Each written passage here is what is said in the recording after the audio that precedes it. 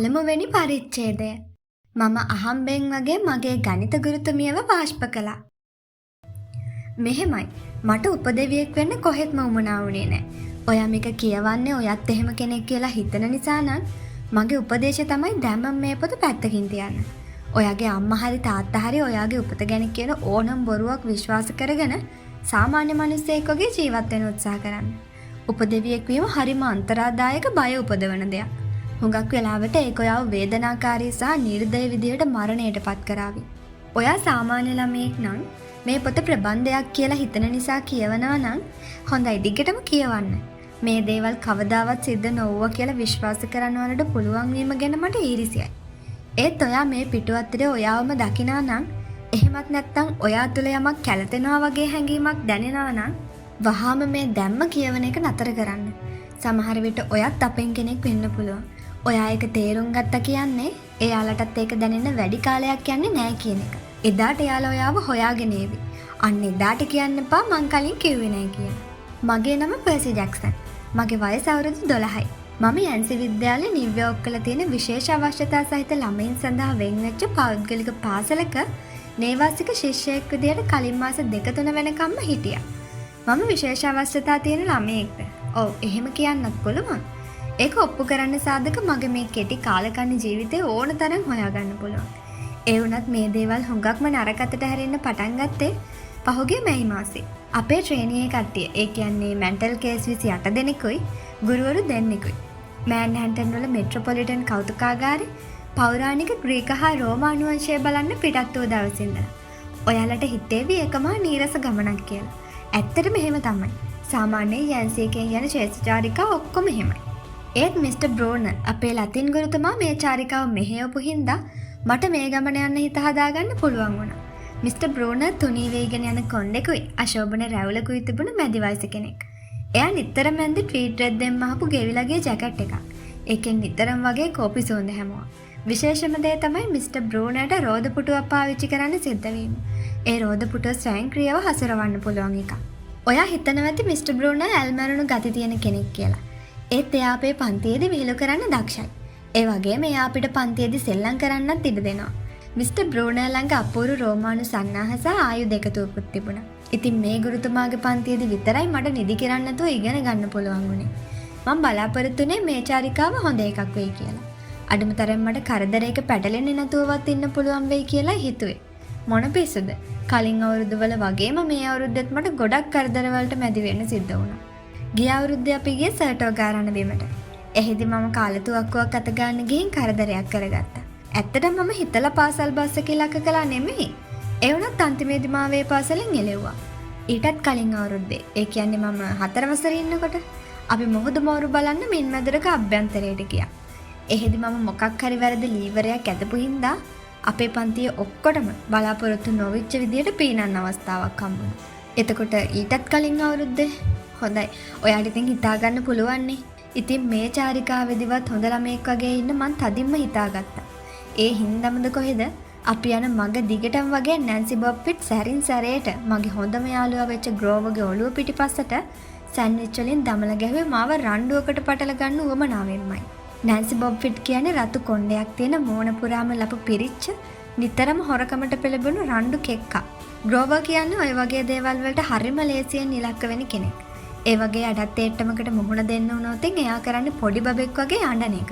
කලින් ශ්‍රේණිවල එයාට එකම පන්තියේ අවුරුදු 2-3ක්වත් ඉන්න සිද්ධ වෙන්නේ නැති. මොකද එයා 6 වසරේ හිටියට නිකට පොඩි රැවුලකුත් වැවෙන්න පටන් ගන්න තිබුණා. අනිත් ලොකුම දේ තමයි එයා අංග විකල කෙනෙක් වීම. එයාගේ කකුල් දෙකේ පේශිවල මොකද්ද ලෙඩක් තිබුණා.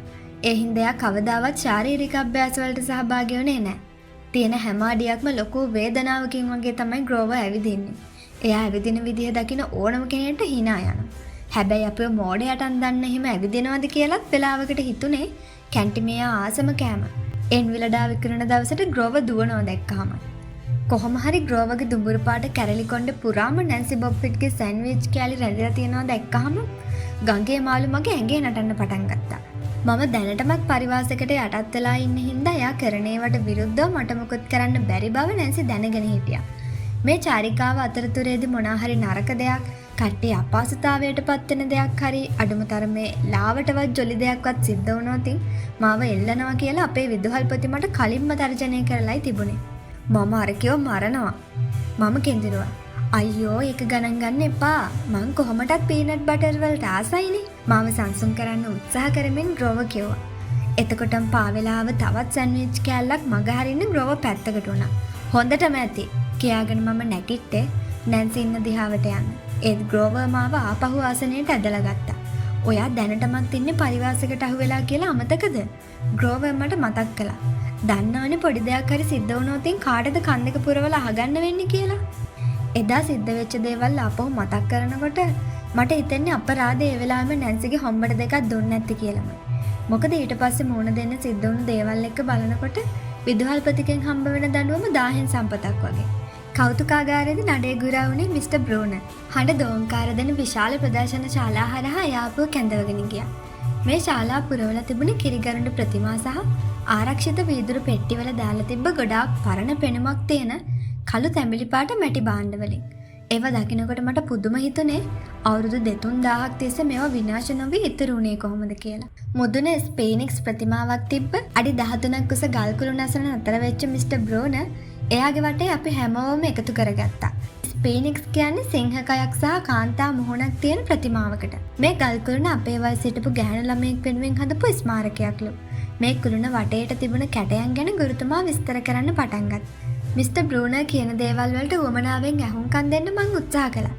වටේ හිටපු අනිත් ළමයිගේ කෑ ගැහිල්ල හින්දා එයාගේ හඬ යටපත් වුණා. එහෙම වෙලාවට එයාලට කෑ ගහන්න එපා කියන්න ගිහින් මිස් ඩොඩ්ස්ගේ, ඒ කියන්නේ අපිත් එක්ක ගිය අනිත් ගුරුවරියගේ රැවිලි ගැරවිලි වලට ලක් වෙන්න මට සිද්ධ වුණා. මිසිස් ඩොඩ්ස් කියන්නේ අපේ ගණිත ගුරුවරිය. එයා වයස අවුරුදු 50ක් විතර වුණත් දැන් කාලේ තරුණ කෙල්ලෝ අඳින ආකාරයට කළු පාට ලෙදර් ජැකට් එකක් නිතරම අඳින්න එයා හුරු වෙලා හිටියා. එයාගේ මූණේ හැම වෙලාවකම දකින්න ලැබුණේ හරි අදම පෙනුමක්. ජෝර්ජියාවල ඉඳලා එයා අපේ පාසලට ආවේ මේ අවුරුද්ද භාගයක් විතර ගෙවුනටත් පස්සේ. ඒ අපේ කලින් ගණිත ගුරුවරිය ස්නායු බිඳ වැටීමකට ලක් වෙච්ච හින්දා. අපේ පාසලට ආව පළවෙනි දවසේ ඉඳලම නැන්සි බොබ් පිට්ටයාගේ ප්‍රියතම ශිෂ්‍යයා බවට පත් කරගත්තු මිස් ඩොට්ස් මාව යක්ෂ පැටවුන්ගේ කුලකයට දාන්න අමතක කළේ නැහැ. පන්ති කාමරේදී බැරි වෙලාවත් මගේ දිහාවට එයාගේ වක ගැහිච්ච ඇඟිල්ල දික් කරලා දැන් පැටියෝ ඔයා කියලා කිව්වොත් මට මාසෙකට විතර අනිවාර්යයෙන්ම පාසලෙන් පස්සේ අතිරේක පාඩම් වලට නවතින්න වෙනවා කියලා මං දැනගෙන හිටියා. එක වතාවක් එයා මට දඬුවමක් විදියට පරණ ගණිත අභ්‍යාස පොත්වල ලියලා තිබ්බ උත්තර මකන්න කිව්වා. මහ රෑ වෙනකම්ම මං ඒ වැඩේ කරන ගමන් මිස් ඩොඩ්ස් නම් මනුස්සදුවෙක් වෙන්න බෑ කියලා ග්‍රෝවත් එක්ක කිව්වහම මගේ දිහා හරිම බරපතල විදියට බලපු ග්‍රෝව ඒක නම් සහතික ඇත්ත බං කියලා මගේ කතාව අනුමත කළා. ග්‍රීක අවමංගල චාරිත්‍ර ගැන මිස්ටර් බ්‍රූනර් දිගටම කියවගෙන ගියා. ඒත් මගේ පිටිපස්සට වෙලා ගල් කුලින තිබ්බ නග්න පිරිමියෙකුගේ කැටයමක් ගැන තොර තෝංචියක් නැතුව කියවන නැන්සි මට කරච්චලයක් වෙලා හිටියේ. ඉවසගෙන ඉඳලා බැරිම තැන එයා දිහාට හැරුණු මම ඔය දෙඩවිල්ල නවත්ත ගන්නවකෝ කියලා කිව්වා. ඒත් මං හිතුවට වඩා සද්දෙන් ඒක කියවුනේ මුළු පන්තියම හිනස්සවමින්. කියමින් හිටි කතාව නවත්තලා මගේ පැත්තට හැරුණු මිස්ටර් බ්‍රූනර් මට පේන්නේ පර්සිට මේ ගැන මොනා හරි කියන්න තියෙනවා වගේ කියලා කිව්වා. නෑ සර්, මම කිව්වේ මොහොනක් රතු කරගෙන. බාගෙදා ඔයාට පුළුවන් වෙයි මේ කැටේමෙන් නිරූපණය කරන්නේ මොකක්ද කියලා අපිට කියන්න. ගල් කුලිනේ තිබ්බේ කැටේමක් පෙන්නමින් මිස්ටර් බ්‍රූනර් කිව්වා. කැටේම දිහා බලපු මට අස්සසිල්ලක් දැවුනේ ඇත්තෙන්ම මට ඒක හඳුනගන්න පුළුවන් වෙච්ච හින්දා. මේකෙන් පෙන්වන්නේ ක්‍රෝනස් එයාගේ ළමයිව ගිලිනා නේද? හරි, ඒත් ඇයි එයා එහෙම කළේ? මම දුන්න උත්තරේ මිස් බ්‍රූනර්ට මදි වගේ. කතාව මතක් කරගන්න මම්මගේ මොලේ පහුරු ගෑවා. ක්‍රෝනස් කියන්නේ දෙවිවරුන්ගේ රජා. ඉතින් දෙවිවරුන්ගේ? මිස්ටර් බ්‍රූනර් ඇහුවා. නෑ ටයිටන් වරුන්ගේ. මම නිවැරදි කළා. ඉතින් දෙවිවරු වෙච්ච එයාගේ දරුවන්ව විනාශ කරන්න බැරි වුණ නිසා එයා ළමයි ටික ගිලලා දැම්ම නේද? ඒත් එයාගේ බිරිඳ සියුස් බබාව හංගලා ඒ වෙනුවට ගල් ගෙඩියක් දුන්න ක්‍රෝනස්ට ගිලින්න. පස්සේ කාලෙක සියුස් ලොකු වුණාම තාත්තගේ බඩෙන් සහෝදර සහෝදරියෝ ටික වමාරවල එළියට ගන්න උපක්‍රමයක් යෙදුවා. ඊයා මගේ පිටිපස්සේ හිටපු කෙල්ලෙක් බෙරිහන් දුන්නා. ඊට පස්සේ දෙවිවරු සහ ටයිටන් වරුන් අතර ලොකු යුද්ධයක් ඇති වුණා. මම කියාගෙන ගියා. ඒකෙන් දෙවිවරු ජයග්‍රහණය කළා. හරියට මේවා අපිට ඇත්ත ජීවිතේදී ඕනේ වෙයි වගේ. මට පිටිපස්සෙන් හිටපු නැන්සි යාගේ යාළුවෙකුට කෙඳිරුවා. හරියට අපි රස්සාවක් ඉල්ලනකොට කරුණාකර ක්‍රෝනස් යාගේ ළමයි කිල්ල හේතුව පැහැදිලි කරන්න කියලා අහයි වගේ. නැන්සිගේ විශිෂ්ට ප්‍රශ්නය ගැන මොකද හිතන්නේ පර්සි?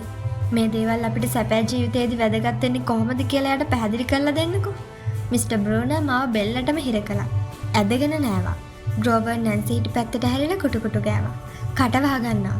මෝනයාගේ කොන්දටත් වඩා රතු කරගෙන නැන්සි පිප්පුවා. හැබැයි ඒකෙන් අඩුතරමේ නැන්සිගේ කට ටිකකට වැහුණා. එයා කියන කට කැඩිච්ච කතා අල්ලගන්න පුළුවන් උනේ මිස්ටර් බ්‍රූනර්ගේ රේඩාර් වලට විතරයි. මිස්ටර් බ්‍රූනර්ගේ ප්‍රශ්නය ගැන ටිකක් වෙලා කල්පනා කරලා මම උරහිස් ඇකලුවා. මම දන්නේ නැහැ සර්. අයියෝ මිස්ටර් බ්‍රූනර්ගේ මූණට බලාපොරොත්තු කඩ වෙච්ච පෙනුමක් ආවා. හොඳයි ලකුණු භාගයයි. මිස්ටර් ජැක්සන් ක්‍රෝනස් ගිලපු ළමයි අමරණීය දෙවිවරු හින්දා එයාලා 5 දෙනාම බඩ ඇතුළේ ජීර්ණයට ලක් නොවී උස්මහත් වෙලා ජීවත් වුණා. ඉතින් මෙයාලව එළියට ගන්න සියුස් අබ සහ වයින් මිශ්‍ර කරලා හදපු කෑමක් ක්‍රෝනස්ට කන්න සැලැස්සුවා. ඒ කෑම නිසා ක්‍රෝනෝස් එයාගේ බඩේ හිටපු ළමයි ටික වැමෑරුවා.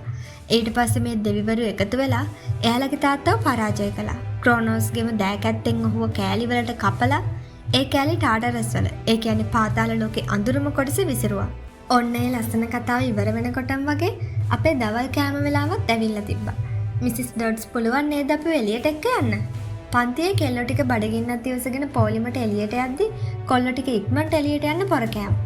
මමත් ග්‍රෝවර් ඇදගෙන ඒගොල්ලන්ට එකතු වෙන්න හදනකොටම මිස්ටර් බ්‍රූනර් ගහන්න මට ඇහුණා. පර්සි, එයා කොයි වෙලේ හරි මාව අල්ලගනීවි කියලා මට කලින්ම හිතිලායි තිබුණේ. ග්‍රෝවර්ට යන්න කියලා මම මිස්ටර් බ්‍රූනර්ගේ දිහාවට හැරුණා. සර්, අවුරුදු 10 ගාණක් පුරාවට ලෝකෙ සිද්ධ වෙච්ච හැම දෙයක්ම දැකලා අත්දැකීම් ලබාගෙන ඇති බව පෙනුන මිස්ටර් බ්‍රූනර්ගේ දුමුරු පාට තියුණු ඇස් දෙකේ ඒ වෙලාවේ නම් තිබුණේ මට ලේසියෙන් ගැලවිලා යන්න දෙන්නේ නැහැ කියනා වගේ බැල්මක්. මං අහපු ප්‍රශ්නෙට ඔයා උත්තරේ ඉගෙන ගන්න ඕනේ. එයා මට කිව්වා ටයිටන්ලා ගැනද? සැබෑ ජීවිතය ගැන. දැන් ඔයා ඉගෙන ගන්න දේවල් ජීවිතයට අදාළ කරගන්නේ කොහොමද කියන එක. ඔයා මගෙන් ඉගෙන ගන්න දේවල් ජීවිතයට ඉතාමත් වැදගත්. මිස්ටර් බ්‍රූනර් කියාගෙන ගියා. ඉතින් මම බලාපොරොත්තු වෙන්නේ ඔයා ඒ දේවල් ගැන විශේෂ සැලකිල්ලකින් කටයුතු කරයි කියලා. මම හැම වෙලාවකම වගේ දකින්න කැමති ඔයාගේ හොඳම දේ විතරයි පර්සි ජැක්සන්. මට ටිකක් කේන්ති ගියා. ඇයි දෙයනේ මේ මිනිස්සයා මොකටද මට මෙච්චර බල කරන්නේ? මං කියන්නේ ඇත්තටම පන්තියේ තරඟ තියෙන දවස්වලට මිස්ටර් බ්‍රූනර් රෝමානුකාරයෙක් වගේ ඇඳගෙන ඇවිල්ලා කළු ලෑල්ල ළඟට දුවලා ඉස්සර කාලේ හිටපු හැම රෝමන් කාරයෙකුගේම නමයි, එයාගේ අම්මගේ නමයි, එයාලා මොන දෙවියන්ටද වැන්ද කියලායි කියන්න අපිට අභියෝග කරනකොට නම් මෙයා ජොලි තමයි. ඒ වුණාට මිස්ටර් බ්‍රූනර් මගෙන් බලාපොරොත්තු වෙන්නේ මමත් අනිත් ළමයි තරම්ම දක්ෂ විදියට වැඩ කරනවා දකින්න. මම වචනන්දතාවය සහ දෙයකට අවධානය දක්වන්න බැරි ආබාධය. ADHD තියෙන ළමයෙක් කියන එක එයා නොසලකා හැරලා. මට මෙච්චර කාලයකට විභාගයකින් C පාස් එකකට වඩා හොඳ ප්‍රතිඵලයක් ගන්න හැකි වෙලා නැහැ. ඒත් මිස්ටර් බ්‍රූනර්ට ඕනේ අනිත් ළමයින්ටත් වඩා හොඳට මම වැඩ කරනවා දකින්න. ඒ වුණාට ඔය ඉතිහාසෙන ඔක්කොම මිනිස්සුන්ගේ නමොයි අලගිය මුලගිය තැනොයි මතක තියාගන්න එක කෙසේ වෙතත් මට ඒව හරියට කියව ගන්නත් බෑ. මීට වඩා තදින් උත්සාහ කරන්න වගේ මොකක් හරි එකක් මම මුමුණන අතරේ මිස්ටර් බ්‍රූනර් අර ගල් ස්මාරකයේ දිහාවට දුක්බර බැල්මක් කෙළුවේ හරියට එයාටත් ඒ ගෑන් ළමයාගේ අවමගුලට සහභාගී වෙන්න සිද්ධ වුණා වගේ. ඔන්න ඊටත් පස්සේ තමයි මට කෑම කන්න යන්න අවසර හම්බුනේ. කෞතුකාගාරයට ඇතුළු වෙන තැන පඩිපෙළ දිගට අපේ පන්තිය වාඩි වෙලා හිටියා. එතන වාඩි වුණාම පස්වෙනි මාවතේ එහි මෙහි යන ජනකාය හොඳට පෙවුණා. අපිට ඉහළහසේ කළු පාට වලාකුළු පිරීලා කැකෑරෙමින් තිබුණේ මේ පළාතේ මීට කලින් කවදාවත් නොදැකපු විදිහේ මහා කුණාටුවක් අත ළඟ එන බව පෙන්වනවා. පහුගිය නත්තලෙන් පස්සේ නිව්යෝර්ක් වල කාලගුණේ හරිම අමුතු වෙලා තිබුණේ. විශාල හිම කුණාටු, ජල ගැලීම් වගේම අකුණු කැටීම් නිසා ඇතිවෙච්ච හදිසි ගිනි කැණීම් වලටත් මුහුණ දෙන්න අපිට සිද්ධ වුණා. ඉතින් ඒ වෙලාවේ සුළුසුලඟක් ආවත් මට ඒක ලොකු පුදුමයක් වෙන්නේ නැති වෙයි. මේ ඔක්කොම විපර්යාස වෙනවා ඇත්තේ ගෝලීය උෂ්ණත්වය ඉහළ යාම නිසා හරි ඔය වගේ වෙන මොකක් හරි නිසා වෙන්නේ නැති කියලා මම හිත හදාගත්තා. අහසේ පහළ වෙච්ච කුණාටුවේ පෙරනිමිති ගැන වෙන කවුරුත් අවධානය යොමු කළේ නැහැ.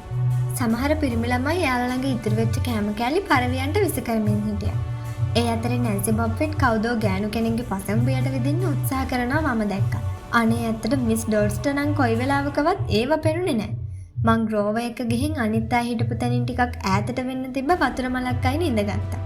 එහෙම කළොත් වටේ පිටේ මිනිස්සු අපිත් ඒ ඉස්කෝලේ, ඒ කියන්නේ අනිත් ඉස්කෝලේ වලින් එළවන ළමයිට යන්න තියෙන ඉස්කෝලේ ළමයි බව හිතන්නේ නැති වෙයි කියලා අපි හිතුවා.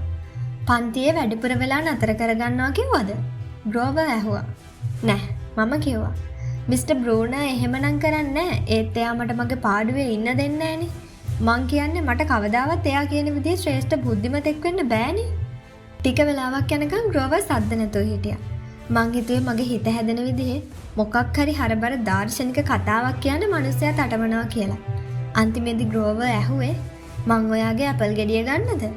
මට කොහෙත්ම ලොකු බඩගින්නක් තිබුණේ නැති හින්දා මම ඒක එයාට දුන්නා.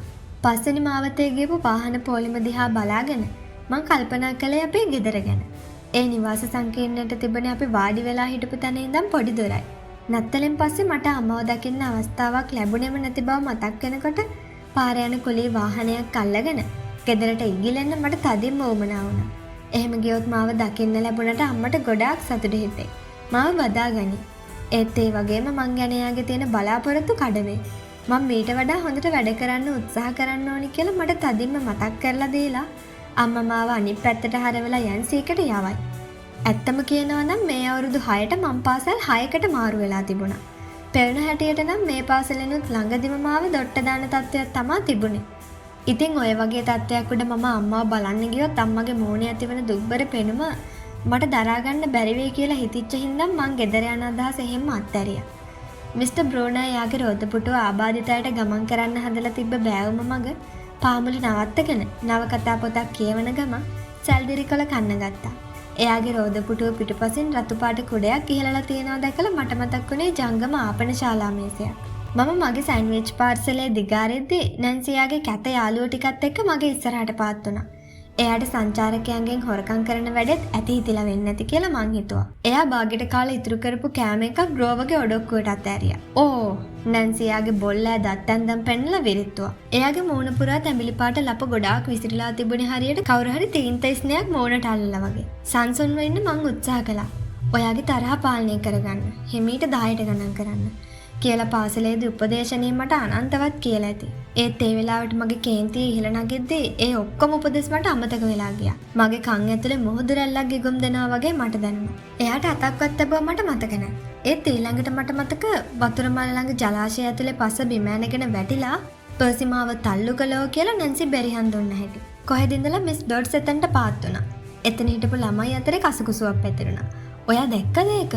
වතුර හරියට යාව ඇදලා ගත්තා වගේ. එයාලා මොනවා කියනවද කියලා මට තේරුණේ නැතත් මම ආයෙමත් අමාරුවක වැටුණා කියලා නම් මට හොඳටම තේරුණා. දුප්පත් නැන්සි පැටියට කරදරයක් නැහැ කියලා දැනගත්තට පස්සේ එයාට කෞතුකාගාරේ තෑගි කඩෙන් අලුත් ඇඳුමකුයි තව එක එක ඒවායි අරන් දෙන්න පොරොන්දුන මිස් ඩොට්ස් ඊට පස්සේ මාව අල්ලගත්තා. එයාගේ ඇස් දෙකේ ජයග්‍රාහී බැල්මක් තිබුණේ හරියට මේ වාරේ පුරාම එයා දකින්න බලාපොරොත්තු වෙන් හිටපු දෙයක් මං කළා වගේ. දැන් පැටියෝ මං දන්නවා මම ගෙරෙව්වා. මාසයක්ම වැඩපොත් මකන්න වෙනවනේ. එහෙම කියප එක හොඳ නම් නැහැ. යමු මාත් එක්ක. මිස් ඩොට්ස් කිව්වා. ඉන්න ග්‍රෝවර් කෑ ගැහුවා. මමයි ඒක කළේ. මම තමයි යව තල්ලු කළේ. මම ග්‍රෝවර් දිහා බලන් හිටියේ පුදුම වෙලා. ග්‍රෝවර් මාව ආරක්ෂා කරගන්න උත්සාහ කිරීම ගැන මට අදාහ ගන්න බැරි වුණා. ඒත් මිස් ඩොට්ස් මිනිහව මැරෙන්න බය කළා. එයා රවපු රැවිල්ල සැරට ග්‍රෝවර්ගේ රැවුල් ගස් 3-4ක් තිබ්බන එකට වෙවුලනවා මම දැක්කා. මම එහෙම හිතන්නේ නැහැ මිස්ටර් ග්‍රෝවර් අඬවොත්. එයා කිව්වා. ඒත් ඔයා කටවහගෙන ඔතනට වෙලා ඉන්න. බලාපොරොත්තු සොන්නු ග්‍රෝවර් මගේ දිහා බැලුවා.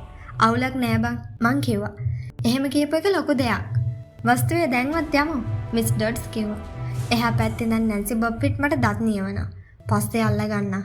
කියන බැල්ම මම නැන්සිට දාලා මිස් ඩොට්ස් පැත්තට හැරුණත් එයා එතන හිටියේ නෑ.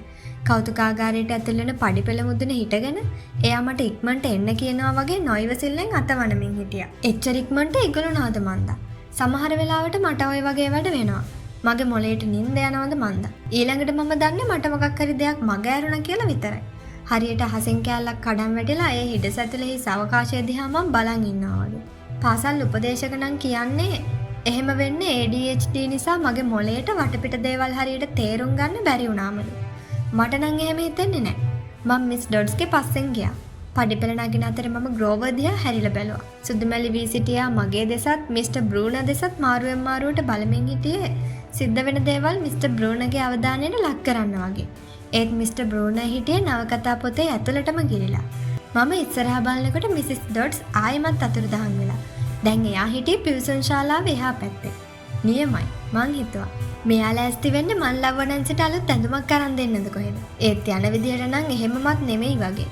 කෞතුකාගාරයේ ඇතුළට මම මිස් ඩොට්ස් ලුහු බැන්දා. අන්තිමේදී මට එයාව අල්ලගන්න පුළුවන් වෙනකොට අපි ආපහු පැරණි ග්‍රීක හා රෝමානු වංශයටම ඇවිල්ලා තිබුණා. ඒ වෙලාවේ ශාලාවටම හිටියේ අපි දෙන්න විතරයි. ග්‍රීක දෙවිවරුන්ගේ කැටයන් සහිත විශාල කිරිකරුණ බිත්තිය ඉදිරියේ සිටගත්තු මිස් ඩොට්ස් අත් දෙකත් බැඳගෙන උගුරෙන් අමුතු විදිහේ ගැරවිල්ලක් වගේ හඬක් පිට කරන්න ගත්තා. ඒ සද්ද නැතත් මට බය වෙන්න තව හේතු තිබුණා. ගුරුවරයෙක් එක්ක තනි වෙන එක භයානක දෙයක්. විශේෂයෙන්ම මිසිස් ඩොට්ස් එක්ක. එයා ග්‍රීක දෙවිවරුන්ගේ කැටයන් දිහා බලාගෙන හිටියේ හරියට එක කුඩු පට්ටම් කරලා දාන්න වගේ. ඔයා අපිට හරියට කරදර දුන්න වස්තුවේ. එයා කිව්වා, "ඔව් මැඩම්." ආරක්ෂිතව මම උත්තර දුන්නා. "ඔයා හිතන්නේ එහෙම කියලා පැනලා යන්න හම්බෙයි කියලාද?" ලෙදර් ජැකට්ටුවේ අත් දෙක මැණික් කටුව ළඟින් අදින ගමන් එයා ඇහුවා. එයාගේ ඇස්වල තිබුණ තරහකටත් වඩා වැඩි දෙයක්. ඒක මහා යක්ෂ බැල්මක්. එයා ගුරුවරියක් නේ, ඒ නිසා මට කරදරයක් කරන්නේ නැති වෙයි. මං එහෙම හිතුවේ හිතේ තිබ්බ බය අරගන්න. මම මීට වඩා හොඳට හැසිරෙන්න බලන්නම් මැඩම්. මම කිව්වා. අකුණු හඬකින් මුළු ශාලාවම දෙදරුම් කෑවා. "අපි මෝඩයෝ කියලා හිතන්න එපා පර්සි ජැක්සන්." මිසිස් ඩොට්ස් කිව්වා. "ඔබව නිරාවරණය කරගන්න අපිට උවමනා වුණේ ටික කාලයක් විතරයි. පාපොච්චාරණය කරනවා. එහෙම කළොත් ඔබට වැඩිය විඳවන්න වෙන්නේ නැති වෙයි." එයා මොනව ගැනද කියන්නේ කියලා මට නම් තේරුනේ නෑ. මං හිතුවේ නේවාසිකාගාරේ මම රස කැවිලි හංගලා තියාගෙන අනිත් ළමයිට හොරෙන් විකුණපු එක එයාට අහුවෙන්නේ නැති කියලා. එහෙමත් නැත්නම් ටොම් සෝයර් පොත ගැන මම රචනාව ලිව්වේ. ඒ පොත අල්ලන්නේවත් නැතුව අන්තර්ජාලයෙන් කොපි කරලා කියලා එයා හොයාගන්න නැති කියලා. අයියෝ, එහෙම වුණොත් මට දුන්නු ලකුණු ටික කපලා දායිද දන්නේ. ඊටත් වඩා විනාශයක් වෙන්නේ එයා මට ඒ පොත කියවන්න කිව්වොත්. ඉතින් එයා සැරකලා. "මැඩම් මම මොකොත් උඹේ කාලේ ඉවරයි." එයා සර්පයෙක් වගේ පිම්බා. අද්භූතම භයානකම දේ සිද්ධ වුණේ ඊට පස්සේ. මිසිස් ඩොඩ්ස්ගේ ඇස් දෙක ලිපේ අඟුරු වගේ දිලිසෙන්න පටන් ගත්තා. එයාගේ ඇඟිලි ඉදිරියට දිගු වෙලා ඒවා කුරුල්ලන්ගේ නියපොතු වලට හැරුණා. එයාගේ ජැකට්ටුව දිය වෙලා ගිහින් තටු දෙකක් හැදුණා. තවදුරටත් එතන හිටියේ මිසිස් ඩොඩ්ස් නෙමෙයි. කටපුරා කහපාට දල පිරුණු වවුල් තටු සහිත නියපහුරු තිබුණ මැහැල්ලක්. එයා මාව කීතු කරන්න හදන බව මට තේරුණා. ඒත් ඊට පස්සේ සිදුවුණේ ඊටත් වඩා අමුතු දෙයක්. මට විනාඩියකට කලින් එළියේ හිටපු මිස්ටර් බ්‍රෝන දැන් පෑනකුත් අතේ තියාගෙන වේගෙන් අපේ දිහාවට රෝද පුටු අරන් එනවා මන් දැක්කා. "අල්ලගන්න පර්සි" කියලා කෑ ගහමින් එයා අතේ තිබුණ පෑන මගේ දිහාවට විසිකලා. මිසිස් ඩොඩ්ස් එහෙම නැත්තම් එතන හිටපු අමුතු සතා මට පහර දෙන්න පැන්නා. මං කෑ ගහගෙන පැත්තකට පයින්නකොට එයාගේ නියපහුර මගේ කන ළඟින් යනවා මට දැනුණා.